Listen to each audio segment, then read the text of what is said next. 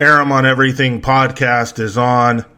It is November 11th, and like many of you, we're feeling rocked today by the news of the passing of longtime Charter Oak football coach Lou Farrar.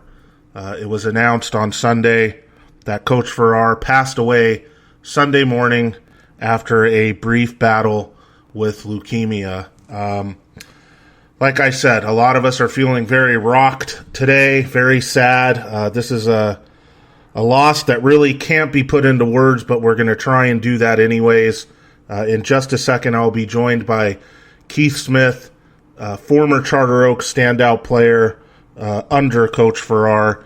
He's currently with the Atlanta Falcons in the NFL. He'll share some memories, and then I'm hoping to have former Los Altos head coach Greg Gano on as well. Farrar and Gano had some amazing battles, and he will give a pretty unique perspective about Lou Farrar's life as well and what that was like. Coach Farrar, he was 331 wins, and that's a hell of a number. 331 wins, 5 CIF champions. An incredible mark that he left on the area and Southern California football as well. But beyond that, he was a very beloved guy. Former players just adored this guy. Opposing coaches did as well. Fans that were of other teams in the area loved him as well. Was a father, a husband, a grandfather, a mentor, a coach, a friend, you name it. Just a great guy, Lou Farrar was. And to help us remember him and remember and celebrate his life, we will bring Keith Smith on right now. Keith, are you there? I really appreciate you joining us. Yeah, I'm here. Appreciate you for having me. Yeah, thank you. We know you're busy with the NFL season. You knew, Keith, that this day was coming, sadly. We all knew that, he was struggling with leukemia and the odds weren't very good. But nonetheless, Coach Farrar fought till the end. But still, Keith, your reaction when you heard the news yesterday, how hard was that? Man, it was extremely hard.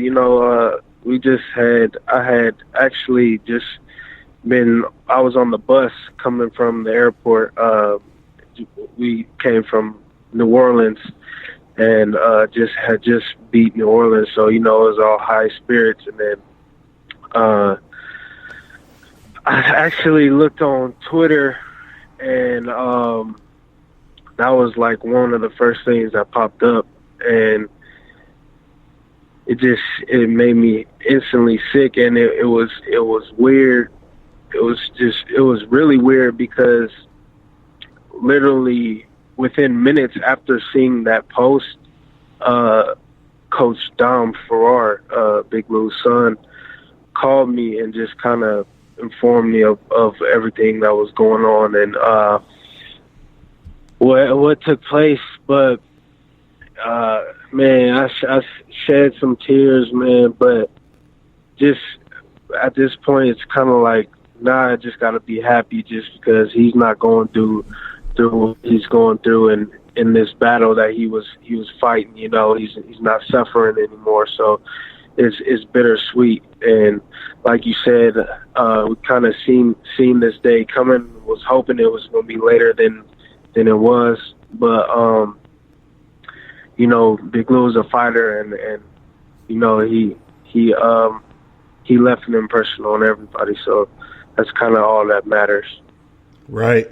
Now, Keith, when you were at Charter Oak, you won 2 of those 5 CIF championships, if I'm not mistaken, right? You won 2?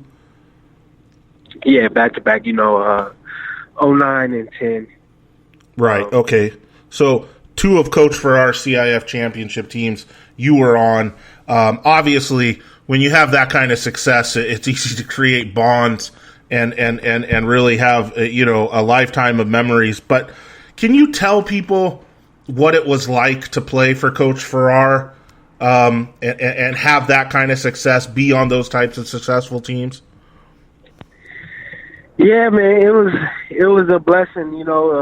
Big Lou, he's just the most high spirited guy. You know what I'm saying? He's just he was always that father figure, no matter what he was in your life.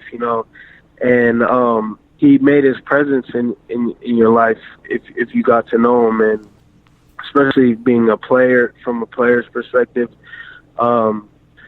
Big Lou didn't play around, so he embraced everybody like they were family. He's big Italian, real loud presence type of man, and that's just how he was. And literally, he was the sort of like the godfather, and just everybody gravitated towards him, and he was just real selfless in the way he coached and the way he handled any relationship in his life. And just seeing that as a young man, it teaches you a lot, especially the way, just because, especially playing at Charter Oak, being a public school, we had guys from all walks of life, and no matter where you came from, no matter what you came from, what situation you were in, Big Lou was always going to be there for you, and made sure that anybody who was repping that CO on their helmet, under his presence, was going to be respectful towards you and loving towards you as a brother, as family. And that was just the one thing that kind of stood out to me from Big Lou, was just his family-like presence, and how everything was more than football to him. Football was really like the safe haven. So even just off the field stuff, if you had problems and stuff, you could always come to Big Lou and talk about it, but never bring the dirt to that safe haven. And he always led, was the best leader there was out there, and I think you didn't even have to know him to see that and to understand that. So just ton of lessons that he's instilled in me. Just me, especially. My dad wasn't the crazy story. My dad wasn't the biggest presence in my life, and it just so happened that Big Lou actually coached my dad in college as well. So he used to give me stuff about that all the time, talking about my dad and whatnot. But he was just a real father figure in my life, and kind of just showed me what it was to be accountable and respectful, and just taking care of your responsibilities, no matter what it was, being grades, off the field, family, whatever it was, it didn't matter. And that's just what he always stood for. That is the voice of former Charter Oak football standout Keith Smith, who is currently in the NFL with the Atlanta Falcons. Keith played for Big Lou, won 2 CIF championships there, and he's sharing his thoughts on the life of Lou Farrar, which we're trying to celebrate today after his passing on Sunday. Keith, it seems like a lot of people, a lot of programs, I should say, always talk this family thing. Family, we're a family. At all levels, it seems like, NFL, college, high school. But very few actually pull it off. Right. And you can speak more on that than I can, obviously, being a player. How was Charter Oak able to pull that off? I mean, obviously, you have Coach Dom coaching with Big Lou. You have this coaching staff that's of former players of Big Lou that were there, with him the whole time, and they live locally, and you as a kid lived locally. I mean, how are they able to actually pull that off and not just have it be all talk?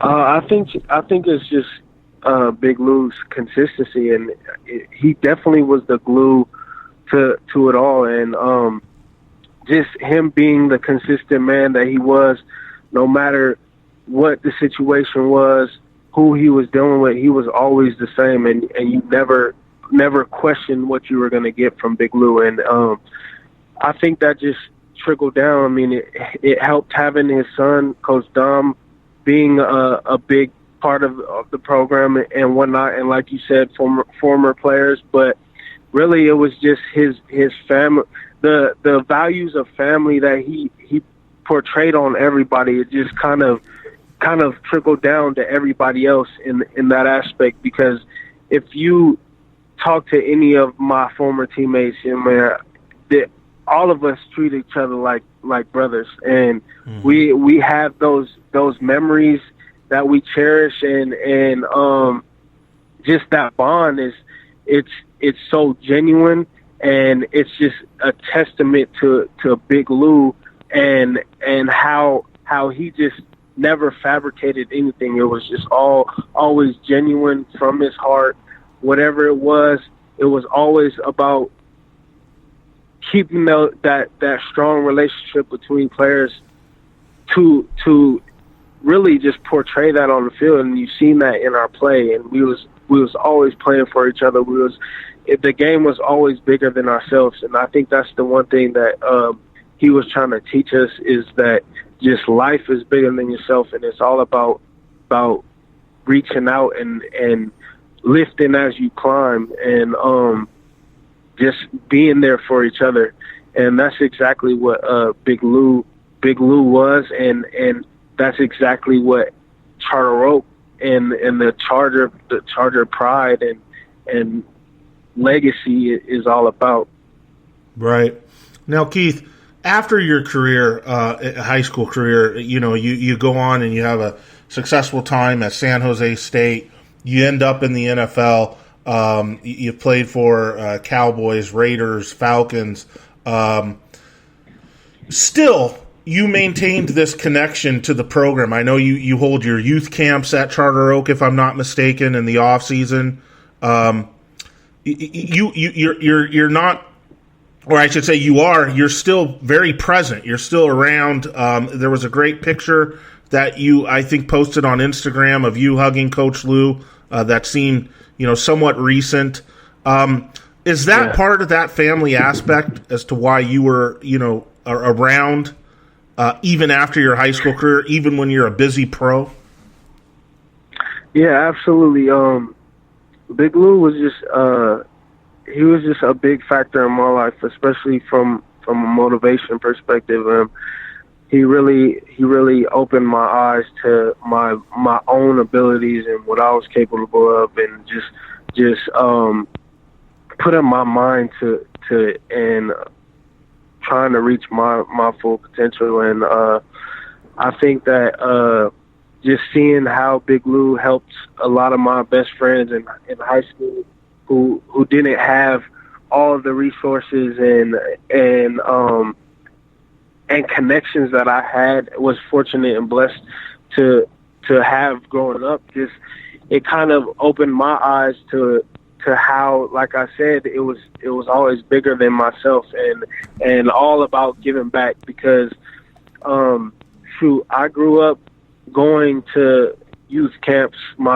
I grew up going to Jason David's youth camp every year, and looking forward to that and seeing all the NFL guys, and Big Lou was always there on his cart, on his Charter Oak cart there every time, and that was just the constant thing. And none of that stuff would have been capable without Big Lou, because I've seen just in my journey of knowing some of my boys around the league and stuff, just hearing their stories about them going back home to give back, try and give back and stuff, and they weren't as welcomed like Big Lou just welcomes guys back like he does. And it was just some effortless.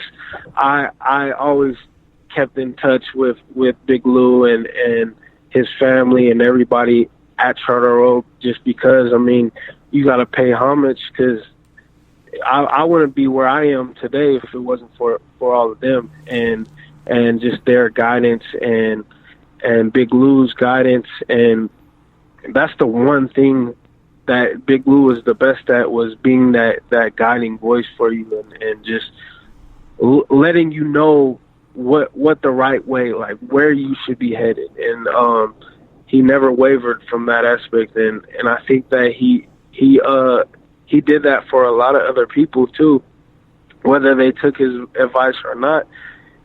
That it is what it is. But I know Big Lou was always Big Lou 100% of the time. So just giving back, doing stuff like that is easy for me because I wouldn't be here if it wasn't for that. Right. Keith, were you able to see him at all in the last year? I know you're super busy with the NFL career. See him, talk at all? I believe you had your youth camp there this past year, or maybe even this summer. Were you able to communicate with him at all? Yeah, absolutely. I had actually held a swab drive. I kind of spun it to be an autograph signing and invited some of my professional athlete friends to bring people in, but it was more for getting people to join the registry for the swab drive, and he actually, Big Lou,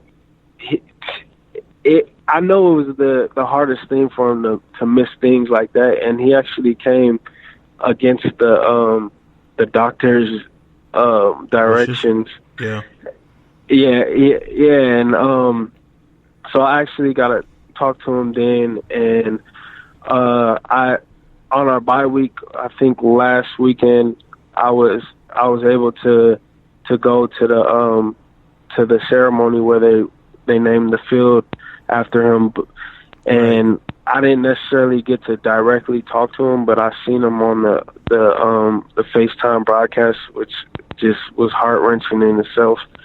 But definitely got a little bit of contact with him before he passed. But it's such a tough thing. Yeah, tough. Cancer sick, man. It's crazy how it can just wipe somebody out just like that. Yeah. So quickly.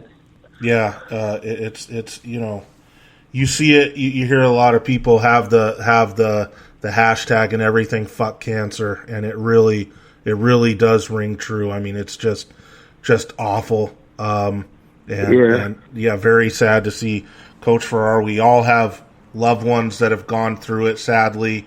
And yeah, I mean, it's just, it's terrible. Anyways, Keith, the good thing is that you knew how much he loved you. He knew how much you loved him. I know, that obviously this is a painful time for you and all the former players and guys that had close relations with him, but I'm hoping you guys can take solace in that.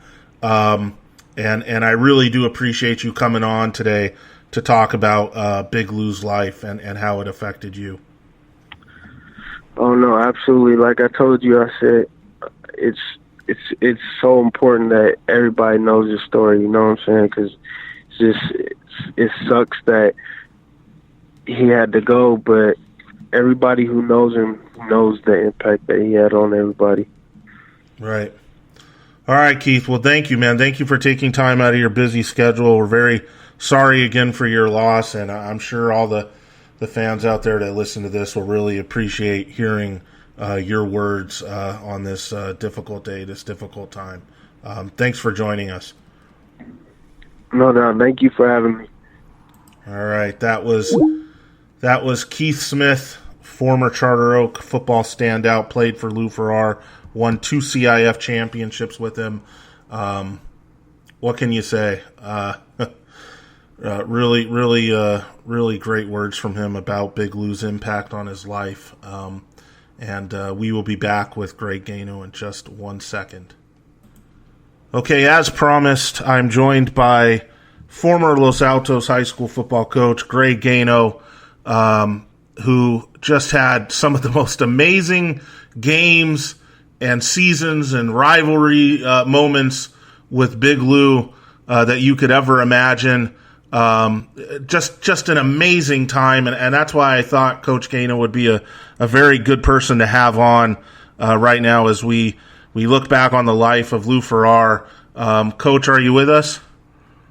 Yeah, I'm with you, and I'm glad to be with you under the sad circumstances, but here I am.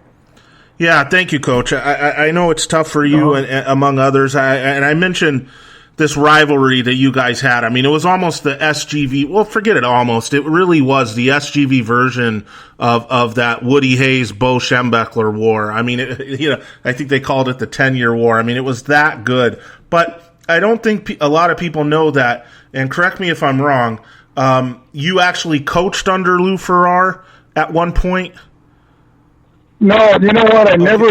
I never coached under him, but okay. We will go way back to 1977, where we were friends with the Condos. They had a relationship. They were related to the Condos, which were great friends, and I would go over Christmas Day and visit Kathy and Lou and Natalie and Nancy and Dom were there, and so our relationship started in '77. Way back then, and we were all good friends. And I think Lou was a coach at Chaffey College at the time, and wanted me to be the quarterback at Chaffey, but I was at Azusa Pacific. But we were good friends. Okay, pardon me. I don't know where I had that. My head's all over the place now. So you never coached together, but eventually, no. But eventually, you guys do wind up. You as the head coach at Los Altos and him as the head coach at Charter Oak. And what ensues from there, as you know, people remember this late 90s, early 2000s SGV football is just one of the greatest periods in SGV football. You guys are winning CIF championships. There's a serious rivalry. You're both in the Miramonte League at the time.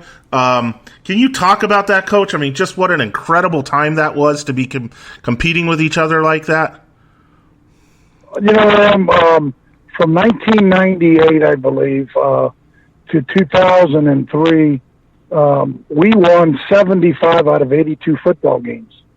And 4 of those losses were to Charter Oak.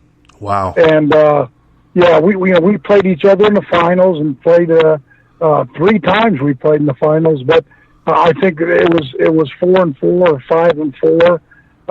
But it was a rivalry that was, I think it was the best rivalry in the Valley. He ran a great program, and his son, they did such a great job with Roger as their defensive coordinator. And to be very honest, I couldn't wait for that day. When we played him that day, I couldn't wait for the day to be over. I was so nervous. And when you walked on the field, no, seriously, I just wanted the day to be over. But when you walked on the field against Charter Oak, I told Dom one time, I says, you know what, I walked on and there was chills, and right through my body, because, those guys were always fired up. And I always tell our kids, let those guys calm down, because I don't know who in the hell got them fired up, but, they came out crazy. And I said, let's let the dust settle. And, there were times where the dust never settled, and we got our ass kicked. Mm-hmm. And one time was on Fox Game of the Week. It was around the country in 2002. And it was nationally televised, and we just got drilled. And we ended up winning the CIF championship that year at 13-1, and our only loss was to those guys. But, wow. Yeah, it was a great rivalry. The respect of the coaching staffs, the respect of the players. We knew we were going to be in a battle every time we played those guys. Yeah. But and Lou probably ran as good a program as there was anybody in the history of this valley. His winnings and percentage and the times he's been there. I think he's got 5 titles. And yeah, he does. But they were always dressed alike. They were always dressed sharp. They had the best uniforms around, and they were a class act. And Lou was the leader of that. Yeah, Coach. I have a memory, when I got on the SGV Tribune beat of covering one of your games, and this was probably 4 or 5 years into my time at the Tribune, so I had gotten to see already how fierce this rivalry was, and I remembered.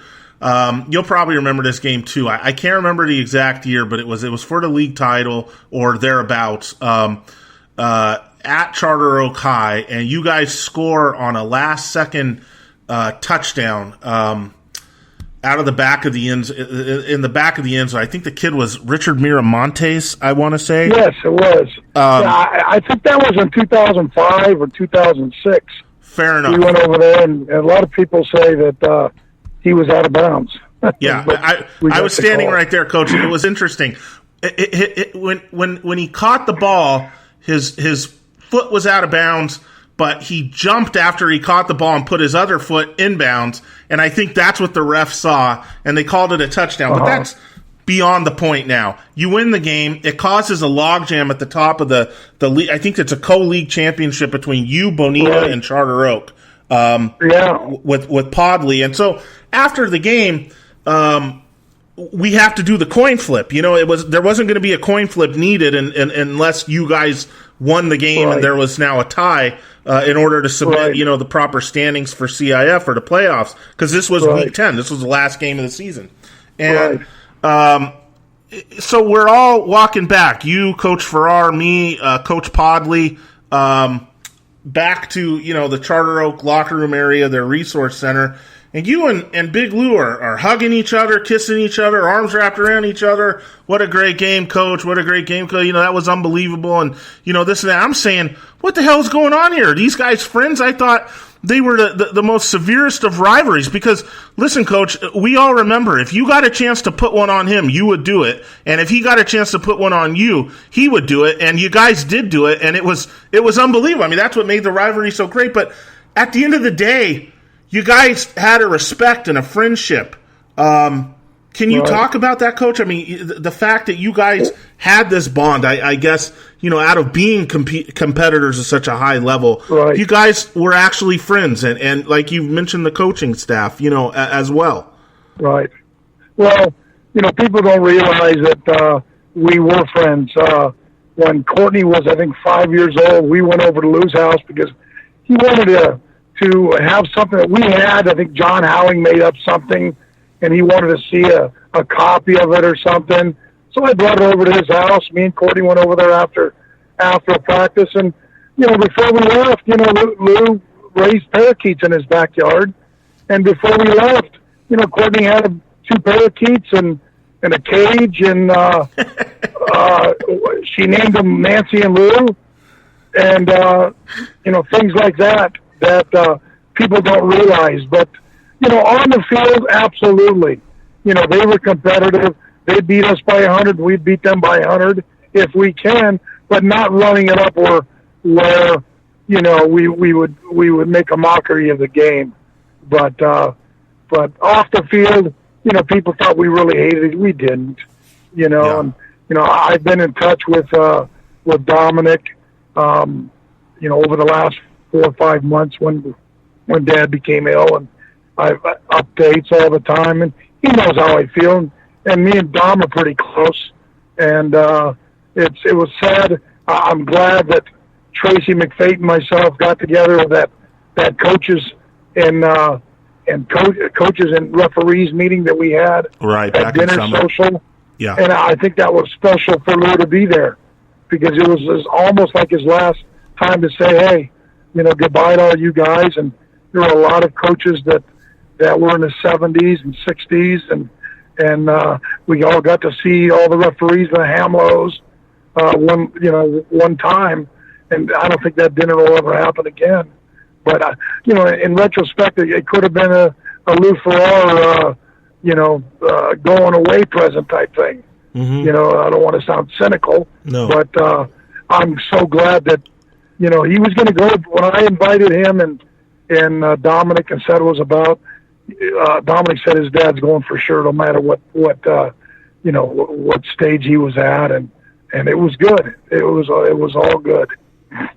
Yeah, Coach, sometimes when I shouldn't even say sometimes, I think a lot of times when somebody passes, our memories of them take us back to a certain point in our lives when our relationship was, maybe strongest with them, or, the things that stick out about our relationships with said person. And for you, what does it take you back to? I mean, when you think about, your own life here, and what, the time you had with Coach Farrar as a rival, what does it take you back to? Well, I was very fortunate, Aram, to succeed a guy that had 7 CIF titles, Dwayne Despain, and we were fortunate enough to win 4 out of 5 years or something like that because we had the kids. And then, to go against a guy like Lou Farrar that's got 5 titles and one of the all-time legends of this league. So it brings me back to the great times and memories of the kids, Jason David and Keith Smith. Keith Smith, you probably just talked to a little bit. Yep. Was me and, my daughter dated Keith for 3 or 4 years, and he was almost like a son to me, and he still calls me Pops. So, those relationships, his mom, Keith's mom, and our family are still close, but it's the relationships. It's the, the times you can talk to Dominic, and, we used to go to breakfast, just me and Dominic, just for hours, just to talk about football and things like that, about life and how lucky we really are. And so, I feel very fortunate to have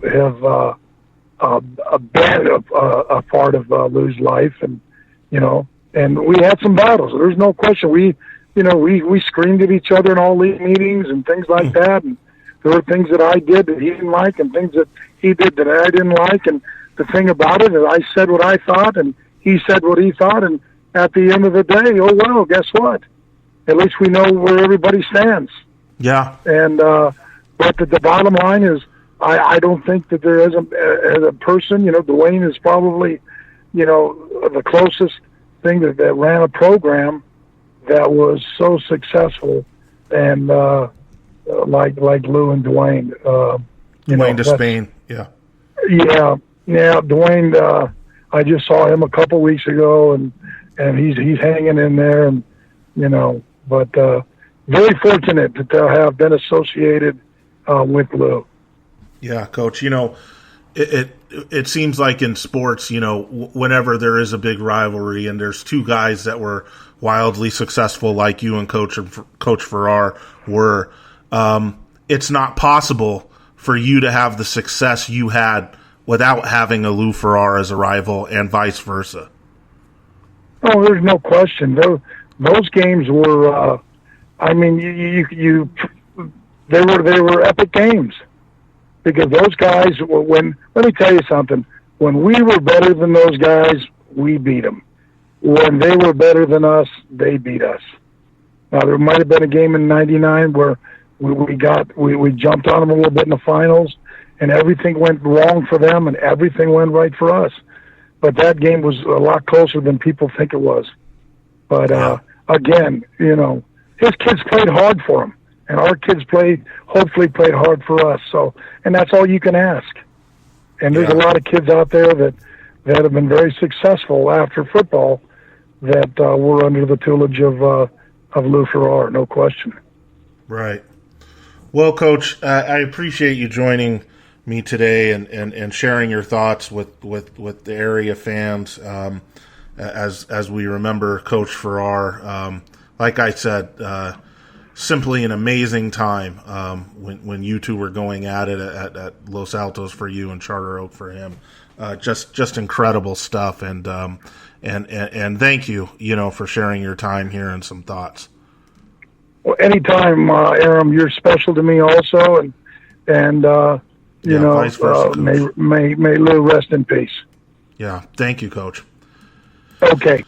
All right, that was Coach Greg Gano, former Los Altos coach. I know a lot of you people remember those games, those rivalries.